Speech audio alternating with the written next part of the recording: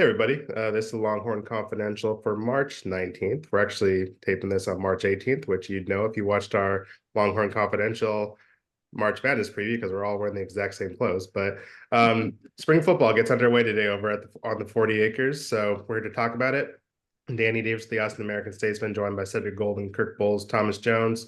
It's been a couple of months since we last saw the Longhorns leave the field at the Superdome in New Orleans after which kind of a historic season, first ever appearance in the college football playoffs, but they still fell 2 wins short of the national championship. So let's talk about what the Longhorns have to accomplish this spring.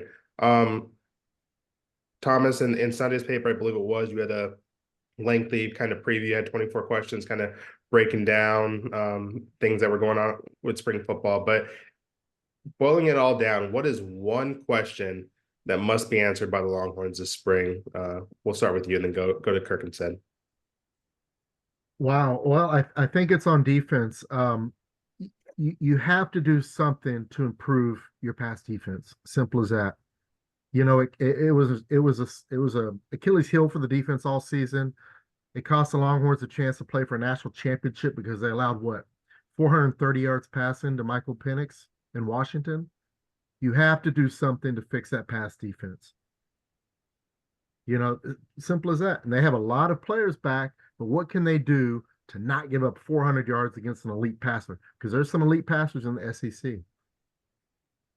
Kirk, you're a man that's been known to ask some questions in your career. What's one question that you need answered this spring? Who's going to sack the quarterback? Okay. I mean, Ethan Burke, Baron Sorrell were good. They flashed, but they weren't, somebody you had a game plan for. I want to see somebody come in, whether it's Trey Moore from UTSA, 22 career sacks, or Colin Simmons, the next A. Hill, linebacker, defensive end. I'm looking for one of those to kind of juice up that pass rush, which would help the pass defense because TJ was dead on about how bad that defense was at the time. I mean, what did Michael Penix throw? 430 yards, whatever it was in New Orleans. So got to fix that, and a healthy pass rush would do that. Said, who's going to replace the Fat Boys? The Fat Boys break up, and now this. We're getting replaced. I didn't know that. Byron Murphy II and Tavondre Sweat don't live here anymore, guys. And they plugged that middle. They were disruptive. They were athletic. They even scored a couple of touchdowns between them. I think that we've been waiting on Alfred Collins for how long? 4 years now? Vernon Broughton. And you got a new cast of characters. Those guys were part of the rotation last year. But at money time, it was Murphy and Sweat. So they one or both of them's got to have a career year. Because you don't just replace two would-be first-round NFL draft picks overnight. I mean, that's a modern-day Sean Rogers, Case Hampton that we witnessed. So I'm not saying that they need to play to that level, but they got to show more than they've shown in their stay here. They got to go from being rotational guys to mainline contributors up front. They need to be as good as they've ever been because I'm guessing that SEC offense is going to try to run the football on the Longhorns. And who can blame them with those two guys gone? I guess since we're all defense on this show, I'm going to go offense. It's what's next for Quinn? I mean, he is the quarterback of this football team. He showed flashes last year. He had some spectacular moments, including the Big 12 championship game. Opted to come back this year. Didn't want to go into the draft. Probably want to try to improve his stock. But what's next for him? Can he stay healthy for the entire season? Has he improved? Certain aspects of the game. How does he look like physically? We talked a lot about the physical strides he made last offseason. What does he do this offseason? At some point, the arch question is going to be asked, whether it's by us, whether it's by the fans, whether it's by another media outlet, just because we can't help ourselves. And before anyone gets upset at home, we know what our viewership numbers look like, and we know what they look like when Arch is mentioned. So we know that y'all care a lot about that young man as well, as much as the people in the media. But this is Quinn's team. He's QB1 going into the season. And it's just going to be interesting to see how many strides he makes with a different cast of characters. He's not going to have Xavier Worthy to throw to. He's not going to have Adonai Mitchell. He's not going to have Jatavian Sanders. So he's going to have to, break in a new set of receivers and see where he can go, because this team is only going to go as far as the quarterback goes. And we'll see if him in year 3 and the Steve Sarkisian offense can make that leap and be the quarterback, the draft prospect, what everyone expected him to be when he transferred from Ohio State. Because while he has shown some flashes since he got here, he has not been that guy we all thought he was going to be. We think he can get there, but it's just a matter of whether he can. And I think we're going to get some of those questions answered this spring. We know who Quinn is. We know who Alfred Collins is. We know who Ethan Burke is. But there's some newcomers on this team. Which newcomer are you looking forward to seeing the most during our little 15 to 20 minute windows at practice or during the spring game next month? Seth, we'll start with you. Colin Simmons. I was able to watch him on television, state championship, but also I got to watch him live. And my nephew's Hutto Hippos were served up to Duncanville in the first round on the road. And Colin Simmons looked like Lawrence Taylor out there. And yeah, we were just glad that Darian was able to make it back to Hutto in one piece because he plays offense. And so I think that he could be an immediate contributor in the pass rush. We saw Ethan Burke have his moments last year, guys. He had some moments. But if you put this Colin Simmons, if he is good as we think he is, and he's ready to contribute like Anthony Hill did and Ethan Burke did, you put those 3 youngsters in a rotation with Barron Sorrell and pass rushing downs, those numbers are going to go up, those sack numbers. And I know I keep bringing it up. They haven't had a double-digit sack master since 2013, Jackson Jeffcoat. That's the equivalent of someone asking you, when is the last time you had some Wolf brand chili? It's been too long. It's been too long. It's time for them to increase those sack numbers. And I think Colin Simmons is going to come in and give them 5 or 6 sacks this year as a freshman. Shout out Corsicana. Thomas, who's your pick? We've talked about the revamped receiving core. You have Matthew Golden coming in from U of H, Isaiah Bond from Bama. I want to see that freshman, Ryan Wingo. He's a 5-star kid from St. Louis, 6'2", 205, 206. I think UT lists him at. He's a big kid. Can he adapt to this level of football immediately? And we'll get an idea of that in spring football. And if he adapts quickly, he's going to give UT that big physical downfield threat that maybe they're missing without AD Mitchell. So I want to see how Wingo does, in the spring. Kirk? Right position, different player. I'm looking for Isaiah Bond to step up and see if he's the real alpha dog that they're going to be missing in Mitchell and Worthy. I mean, Worthy, 26 career touchdowns. I mean, amazing. AD Mitchell, 1 drop and 86 targets last year. And the guy Quinn Ewers was looking for in the end zone on the last 3 plays of the game, not Worthy. So, Isaiah Bond did it. He showed up in big moments. He ran the Gravedigger play, 4th and 31 to beat Auburn. So you got to send somebody on that. He's got to send. Well, they rushed 2 and they didn't even rush them. They just kind of stood there. So, and Matthew Golden, the transfer from Houston, I think he's going to be electrifying kick returner, but he's probably a slot guy, maybe take over Jordan Whittington's place. And Bolden, the shorter Oregon State receiver, who also could be the slot guy. But I think, before we expect Wingo, to take over, I mean, look at Jonte Cook and DeAndre Moore. Moore barely got on the field. Cook had, 1 catch?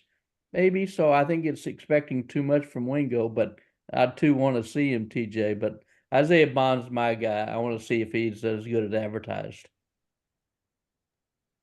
I'm going to stick with the wide receivers, but side with Thomas on this one.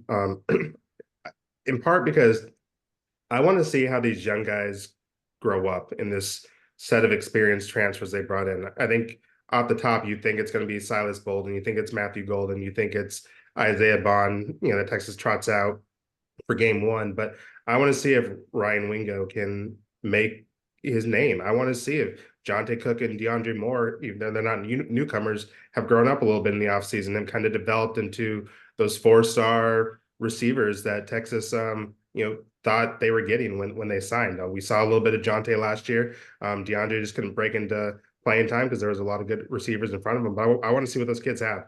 And I think that starts with Ryan. They have a couple other four-star receiving talents that they brought in. So I want to see what the young guys have. We know what the older vets have. We know what the transfers have because we can see their tape. I want to see what these new kids have and see if they can break into that starting lineup or that rotation sooner rather than later, because those are talented players, but they have some competition because Sark brought in some good talent through the transfer portal this offseason.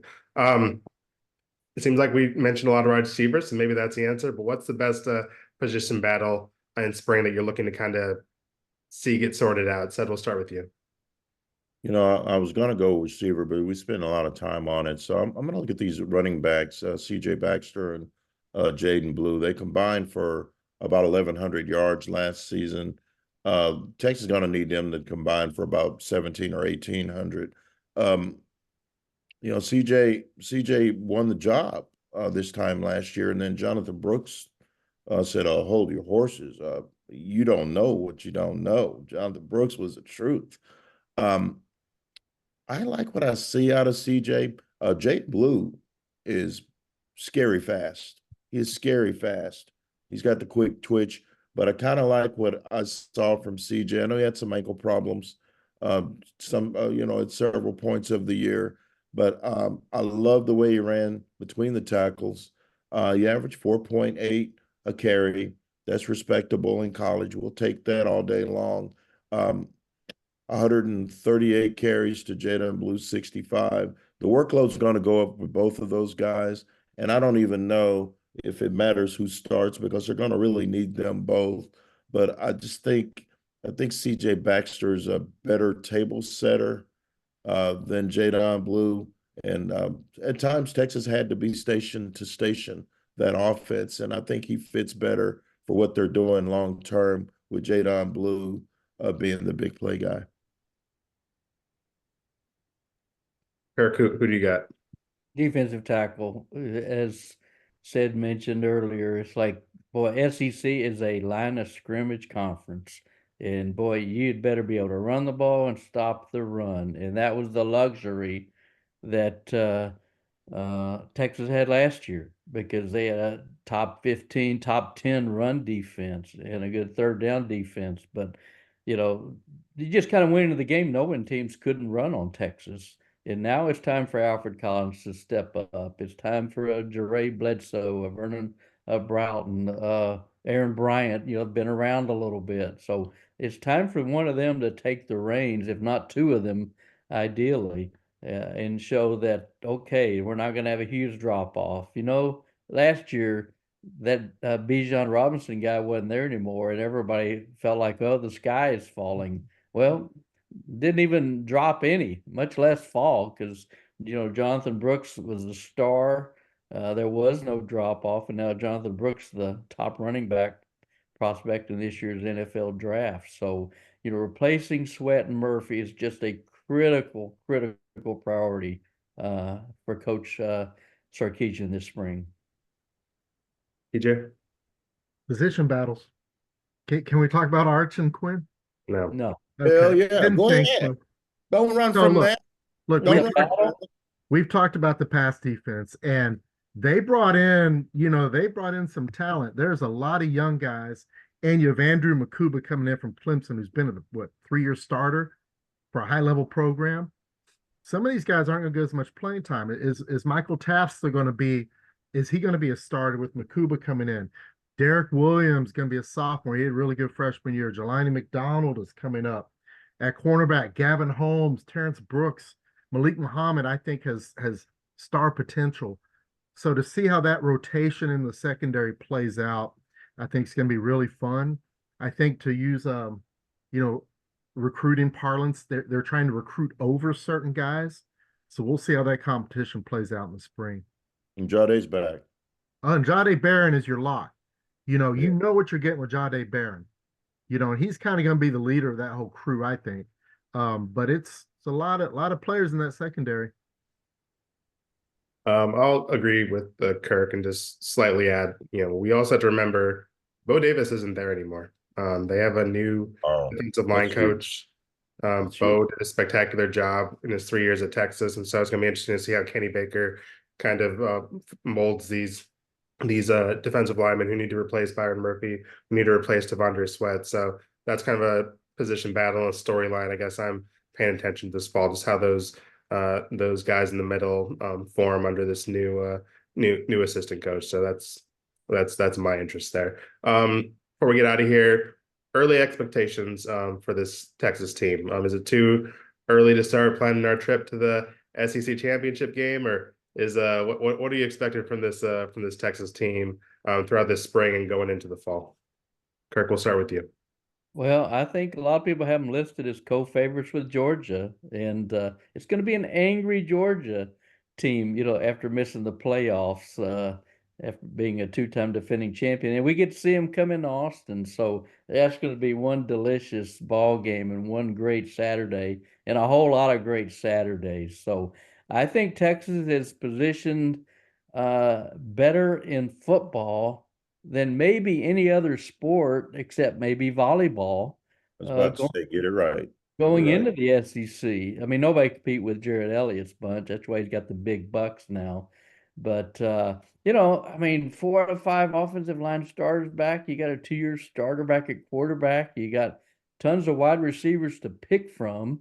You got a new linebacker and tight end from Alabama. TJ just listed. What do they got? 12 cornerbacks. Trying to be 2 starters there. So 14. and you got a lot of exciting players coming in like Ryan Wingo and Colin Simmons. So I think they're just positioned great. I expect them to be a top 5 national team when the polls come out in August. So I What about think the end of what about the end of the year? Where do you expect them to be? right there, and back in the Final Four. Oh, Final 12. Well, That's right. You got a much better chance of making that field of 12 than you do with 4. TJ. yeah, to Sark's credit, Sark and his staff have raised the standards now. And look, Texas has to get to that 12-team CFP. I mean, that's the expectation. I think with the new reality of college football, they could absorb a loss or even 2 losses and still get to the playoff as long as you're playing good football in November, December, and you're healthy. I think that's the expectation. I agree with Duck. I think they'll be playing for an SEC title. But even if they're not, again, you lose a couple of games, you're probably still in that top 12. And I think Texas has all the pieces to make a run at a national championship. And it starts with, as you mentioned earlier, Quinn Ewers. You have a 3-year starter, you have a lot of veterans. So the expectation, I think, is a championship. Said Championship. I like what y'all have said. I really think they need to win in Michigan to make sure that they're going to be okay for that 12-team CFP. That's a early momentum starter for them to go up to the big house and get a W over Michigan team that's lost its head coach, its running back, its quarterback. So it's a Michigan team in transition that might be there for the taking. So I think they win that game. They beat Oklahoma. That's always a must. And then I think they're in really, really good shape. Georgia, it's going to be tough. It's going to be tough. It's Georgia. But the schedule itself is not daunting. If you beat Michigan, the schedule's not daunting. They should be in that CFP. They should be a 10-2, 11-1 type team this season with what they have coming back. No one says it's going to be easy, but they have the talent. Sark's culture is working. And at the most important part, keep 3 healthy. He can't miss 3 games this season. He misses 3 games this season. Maybe Arch is ready, but he can't keep missing games. They're going to need him to go wire to wire to maximize their chances of making it back to the national semis. Yeah, I think the expectations is this team is a top 5 team in the preseason polls, probably pretty much across the board. This team is a playoff team, especially if it's expanding to 12 teams. It's going to be interesting to see where they kind of fall in the SEC and kind of what their perception going into SEC play is. It's a little different now. They're going to have a different role. They've been for so long the hunted, the team that everyone in the Big 12 hated, the horns down wherever they went, the most reviled, team in the conference, even though Oklahoma was leaving too. Now they're kind of just another team in the SEC. I mean, I don't think Georgia hates Texas. I don't think LSU hates Texas. I mean, these are teams that have won championships and are competing for national championships. Georgia, when they play Texas, they're playing it because they're trying to get into the playoffs. When Texas plays Kansas State, that's Kansas State's Super Bowl. So it's going to be a little different, I think, from a perception standpoint going into the season. It'll be interesting to see if how Texas handles, I guess, being the hunters as opposed to the hunted. But they're still going to be a team that's going to be a playoff contender. I don't know if they're a championship contender yet. We're going to need to see how this defense takes form over the next couple of months, but they're definitely going to be in the mix. And is it going to probably be a top 10 matchup when we head up to Ann Arbor in September? Daniel, tell the SEC those horns down will travel. Yeah. Don't get it twisted. Those horns down are going to be just as prevalent in the SEC. They're gonna travel because people know triggers Texas fans, but I don't think Georgia has Texas circled on their calendar. I know Kansas State, Oklahoma State, Texas Tech definitely had Texas circled on their calendars. I just don't think that's going to be the case in the SEC, but that could be just my opinion. I agree with Danny. There's three teams in the SEC that hate UT right now. 3. And when you were in the Big 12, you had, 12. Hey, they'll grow to hate Texas. Texas kicked Kirby Smart's ass in the Sugar Bowl. They didn't care about that game. Remember, Cedric? They didn't care about that game. They sure cared in the days leading up. They didn't care after they got beat. Evander Holyfield's son told me we're taking them to the 15th round. Georgia fans would rather beat Florida and Bama. With us. And they got knocked out in the 10th. I just think if you ask a Georgia fan who would they rather beat, as Thomas said, they're going to list 3 or 4 teams before they get to Texas. I don't even think that's close. But they don't want to come in here and hand it to the Horns their first year in the SEC. They do. They want to initiate. That's also because they're chasing a championship. They want to win that game so they can position themselves. But this is not a Texas Tech. Texas Tech beats Texas. Joey gets an extension. Yeah, if Georgia beats Texas, if Kirby Smart gets a pat on the back and get back to work, Kirby. That's it's different. That's true. That's true. They'll grow to hate Texas very quickly, I think. But we're gonna wrap it up. I believe if you want more football content, Kirk and Ced talked about spring football on their On Second Thought podcast last week. So check out statesman.com to hear all of their thoughts about that. And we'll have content from Tuesday and Thursday. That's when the Horns are practicing this week. Pro days on Wednesday, so we'll be out there at that as well. So statesman.com for all that stuff. We'll be in and out throughout the spring talking on this podcast, On Second Thought podcast. So lots of stuff to listen to, but we appreciate y'all tuning in. For Kirk, Ced, and Thomas, I'm Danny. We'll see y'all later. Deuces.